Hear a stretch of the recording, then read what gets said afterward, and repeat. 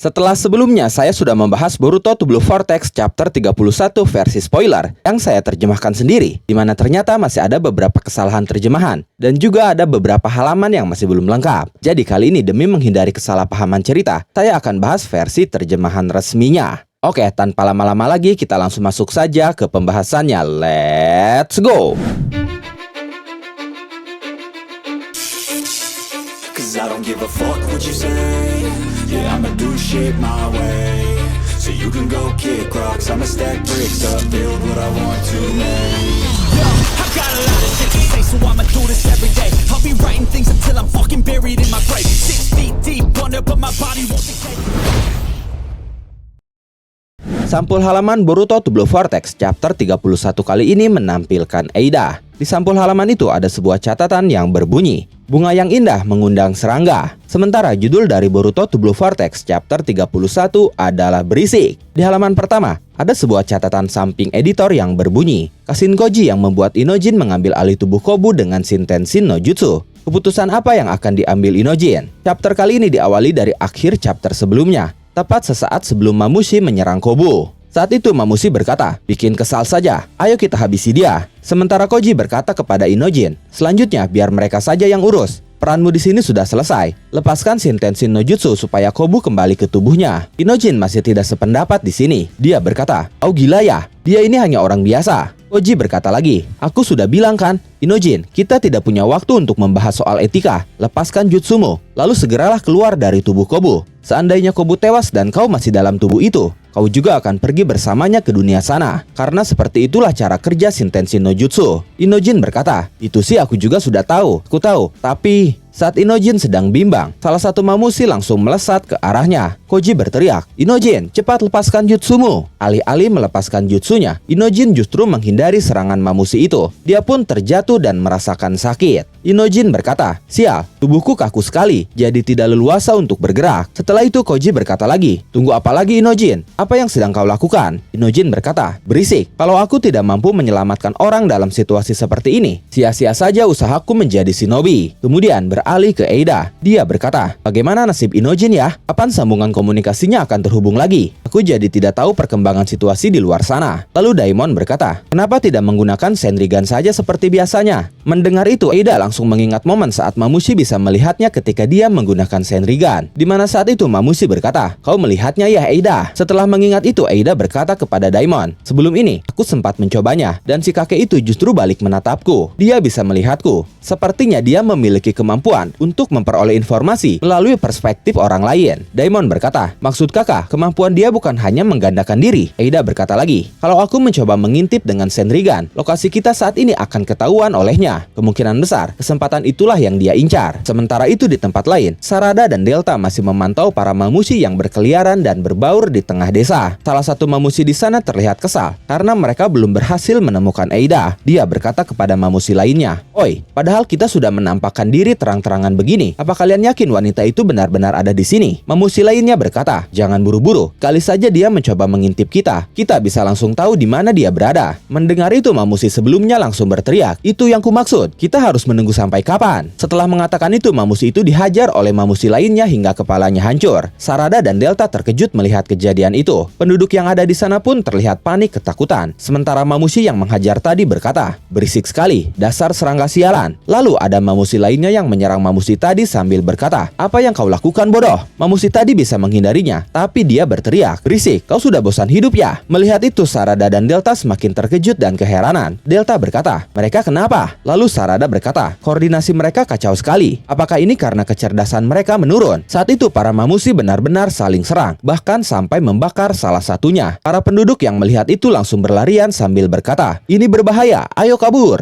Sementara itu di ruang interogasi, Sai dan Shikamaru masih berbincang. Sai berkata, "Beritahu aku Shikamaru, apa yang sedang kau rencanakan? Apakah Inojin baik-baik saja?" Shikamaru berkata, "Musuhnya adalah Shinju bernama Mamushi. Yang menjadi targetnya bukan Konoha, tapi Eida seorang." Sai berkata, berkata, "Aku baru tahu tentang itu. Dari mana kau tahu informasi itu?" Shikamaru berkata, "Maaf Sai, ini bukan saatnya untuk membicarakan tentang itu." Sai berkata lagi, "Aku punya kewajiban untuk melaksanakan interogasi ini." Jawablah Shikamaru, "Jangan sampai aku harus memaksamu." Shikamaru berkata, "Kau juga jangan salah sasaran Sai. Aku paham perasaanmu yang mengkhawatirkan Inojin. Meski kita seorang ayah, kita tetaplah seorang shinobi. Dalam kondisi darurat seperti ini, prioritas utama kita adalah keamanan desa dan para penduduk." Setelah itu Sai mulai memahami situasinya. Lalu dia berkata, "Begitu rupanya, setelah misi Sunagakure, kali ini pun misi rahasia tingkat tinggi ya. Katakan padaku, apa yang harus kulakukan?" Setelah itu kembali ke pusat kota. Para penduduk masih berlarian, dan saat itu ada satu penduduk yang terjatuh. Sementara para mamushi masih saling serang. Salah satu mamushi melihat penduduk yang terjatuh itu. Mereka saling bertatapan dan kemudian mamushi itu bersiap untuk menyerangnya. Tapi tiba-tiba mamushi itu terangkat melayang ke atas. Penduduk itu keheranan melihatnya. Saat penduduk itu menatap ke atas, ternyata dia melihat Sarada sedang melayang dan sudah menggunakan Mangekyo Sharingan Ohirume miliknya. Setelah itu Sarada mengangkat para mamushi lainnya. Mereka melayang di udara dan bertanya-tanya apa yang sebenarnya sedang terjadi. Lalu ada satu mamushi di belakang Sarada yang masih berpijak di tanah menyadari sesuatu. Dia berkata, "Gara-gara bola-bola itu ya?" Kemudian mamushi itu menatap Sarada dari belakang. Lalu dia melihat ada celah di sana. Di dalam dari itu, dia mulai menyerang Sarada sambil berkata, "Ini ulahmu ya?" Sarada pun langsung menoleh dan mamushi itu seketika melayang juga bersama para mamushi lainnya. Setelah itu para mamushi yang melayang itu mulai tertarik gravitasi lubang hitam dan berkumpul di satu titik. Delta terkejut melihat hal itu. Dia berkata, "Hebat sekali, bisa kena semuanya sekaligus." Sarada lalu meralat ucapan Delta dengan berkata, "Masih belum semua. Yang tidak bertatapan langsung dengan mata ini tidak akan terpengaruh gravitasi Ohirume." Lalu Delta menoleh ke arah belakang Sarada, di mana di sana ada banyak mamushi yang sedang berlari menuju mereka. Delta berkata, "Oke, aku mengerti sekarang. Kalau begitu, sisanya biar aku yang urus." Setelah itu Delta terbang ke arah mereka. Dia langsung menghajar mereka semua satu persatu tanpa kendala apapun. Delta pun menembakkan laser dari matanya untuk menghancurkan para mamushi itu. Kemudian dia terbang ke atas dan menginjak dua mamushi menggunakan kakinya yang sudah diubah menjadi cakar yang tajam, sehingga cakarnya itu menembus kepala mamushi dan langsung menghancurkan mata Rinnegan mereka. Sementara Sarada masih fokus mengumpulkan para mamushi. Lalu setelah para mamushi itu terkumpul di satu titik, dia langsung meledakkannya, sama seperti yang Sarada lakukan pada Ryu di Sunagakure. Saat itu para mamushi menjadi serpihan kecil, lalu tersebar di udara dan mulai berjatuhan. Walaupun tidak pingsan seperti saat menggunakan Ohirume di Sunagakure, tapi saat ini Sarada masih merasakan efek dari penggunaan Mangekyo Sharingannya itu. Saat mendarat di tanah, dia memegangi kepalanya dan terlihat sempoyongan. Delta menyadari hal itu, lalu dia menghampirinya sambil berkata, "Sarada, kau tidak apa-apa?" Sarada langsung menatap Delta, tapi dari penglihatannya, seluruh tubuh Delta terlihat buram dan samar. Dan saat itu Sarada tidak jujur dengan kondisinya. Dia hanya berkata, "Ya, aku baik-baik saja." Sementara itu, Inojin yang masih menguasai tubuh Kobu terlihat kesakitan karena terus-menerus menghindari serangan mamushi dengan susah payah. Dia bahkan harus merangkak di pagar untuk menjauh dari mamushi. Saat itu Koji berkata, "Dasar, tak kusangka kau sekeras kepala ini." Inojin berkata, "Gawat, kalau begini terus." Sementara itu di markas, Koji langsung mengetuk kepala Inojin untuk menyadarkan Inojin. Seketika dia pun sadar dan sudah kembali ke tubuh aslinya. Tanpa basa-basi, Koji langsung berkata, "Ubah pola pikirmu, bagaimanapun juga dia sudah tamat." Kobu sendiri saat itu sudah dengan kesadarannya, tapi saat dia membuka matanya, dia sudah dikepung oleh para mamushi dan dia tidak tahu apa-apa. Inojin berkata kepada Koji, "Kau melepaskan jutsuku secara paksa ya? Dasar kau ini." Koji berkata, "Akan kuladeni omelanmu nanti. Sekarang, atur ulang sambungan Shindenjin no Jutsu." Sementara itu para mamushi sudah mulai mendekati Kobu yang terpojok. Kobu berkata, "Kenapa aku tiba-tiba ada di sini? Siapa kalian? Ada perlu apa denganku?" Setelah itu Inojin langsung mengaktifkan Shindenjin no Jutsunya lagi. Dia langsung menghubungi Shikamaru terkait kondisi Kobu. Dia berkata, "Hachidaime." Shikamaru langsung menjawabnya dengan berkata, "Inojin, bagaimana dengan Kobu?" Inojin langsung berteriak, "Cepat, dia ada di atap, dikepung oleh mamushi." Kobu sendiri saat itu sudah ditangkap. Mamushi berkata, "Tapi ekspresi wajahnya sangat menyebalkan ya." Mamushi lainnya menanggapinya dengan berkata, "Memangnya pantas kau mengatakan hal itu?" Mamushi lain berkata, "Kalau dia mati begitu saja, amarahku belum bisa reda." Di dalam dari itu, Shikamaru dan Sai pun sudah tiba di atap. Tapi sayangnya Kobu sudah mulai dibakar perlahan oleh mamushi. Shikamaru dan Sai tidak sempat untuk menolongnya. Beruntung saat itu, Boruto datang tepat waktu. Dia sudah mengaktifkan karma dan menarik Kusanaginya, lalu langsung menebas kepala para mamushi di sana sekali sekaligus. Setelah itu Boruto menggunakan karma di telapak tangannya untuk menyerap api yang membakar Kobu. Kobu hanya bisa terpaku keheranan melihat Boruto, tapi dia berhasil selamat berkat Boruto saat itu. Boruto pun sudah memasukkan Kusanaginya lagi. Kobu benar-benar tidak bisa berkomentar setelah diselamatkan Boruto, sementara Shikamaru langsung meminta Sai untuk membawa Kobu ke ruang perawatan. Sai pun langsung memapahnya sambil berkata, "Biar aku bantu, apa kau baik-baik saja?"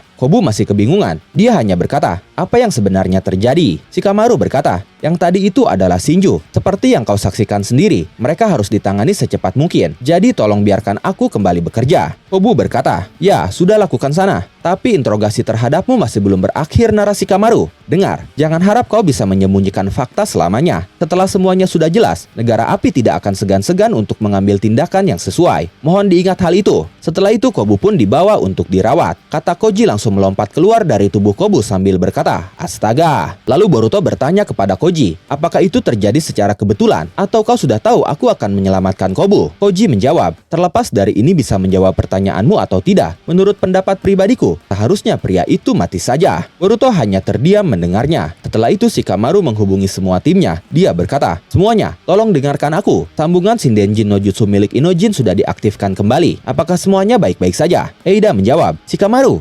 syukurlah. Di sini masih aman. Bagaimana situasi di luar?" Lalu Inojin berkata, "Dalam beberapa menit ini mereka bertambah cukup banyak. Perkiraan kasarnya sekitar 200. Lalu Sarada melaporkan situasi di lokasinya dengan berkata, "Hachidaime, setelah jumlahnya meningkat drastis, tingkah dari beberapa mamushi mulai kacau. Sepertinya sudah terjadi penurunan kecerdasan yang cukup signifikan." Di tempat lain, Chocho masih sibuk menghajar mamushi. Lalu Shikadai melaporkan situasinya dengan berkata, "Di sini tim 10. Kondisi para mamushi yang sedang kami hadapi persis seperti deskripsi barusan. Benar-benar seperti tidak ada habisnya. Kami juga sudah mulai kelelahan." Shikamaru berkata, "Aku mengerti. Kalau sudah seperti ini, tidak ada pilihan selain strategi terakhir." Kawaki bertanya, "Apa yang akan kita lakukan?" Lalu Shikamaru berkata, "Ya, sederhana saja. Kita antar para mamushi itu ke tempat Eida." Eida yang mendengarnya langsung terkejut dan kebingungan. Shikamaru berkata lagi, "Mereka semua pasti akan terpancing tanpa tersisa seekor pun. Karena mereka bodoh. Kita juga akan memusatkan kekuatan tempur kita untuk menghabisi mereka semua sekaligus." Lalu Eida berkata, "Hei, tunggu dulu. Jadi kau menjadikanku sebagai umpan?" Sementara Daimon justru terlihat bersemangat. Dia berkata, "Oh, jadi seperti itu ya. Bukankah itu sederhana, tapi sangat efektif. Seharusnya dari awal kita menggunakan cara ini saja." Dan momen itu mengakhiri Boruto to Blue Vortex chapter 31 versi ofisial. Seperti biasa di halaman terakhir ada sebuah catatan samping editor yang kali ini berbunyi, "Dengan strategi mengejutkan, iblis yang haus pertempuran itu akhirnya akan mulai bergerak. Pertarungan melawan mamushi menuju puncaknya." Bagaimana menurut kalian? Silahkan tulis dan diskusikan asumsi, pendapat, dan juga teori kalian di kolom komentar. Oke, terima kasih sudah menonton video ini sampai akhir. Mohon maaf jika ada kesalahan dalam narasi maupun dalam terjemahan dan penyebutan istilah asing. Tetap nantikan konten Boruto dan konten menarik lainnya hanya di Animangatik. Sekali lagi terima kasih dan sampai jumpa di video selanjutnya. アニマンガティックバイブスを感じて案じてアニメの魔法一緒に乗ろう漫画のページがめくれて生き生きと旅に参加して私たちと共に